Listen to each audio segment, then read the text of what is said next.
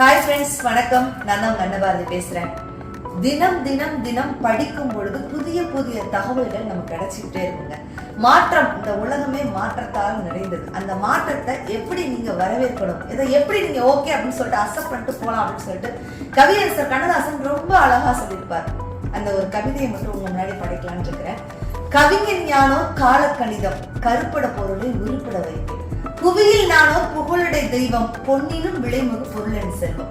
இவை சரி என்றால் இயம்புவதென் தொழில், தவறாயின் எதிர்ப்பதன் வேலை. ஆக்கல் அழித்தல் அழித்தல் இம்மூன்றும் அவனும் யானுமே அறிந்தவை அறிக. செல்வந்தர் கையில் சிறைப்பட மாட்டேன், பதவி வாளுக்கும் பயப்பட மாட்டேன். வண்டா எழுந்து மலர்களில் அமர்வேன், வாய்ப்புறம் தேனி ஊர்ப்புறம் தருவேன். இல்லாயின் பிற இல்லம் தட்டுவேன், உண்டாயின் பிறர் உண்ணத் தருவேன்.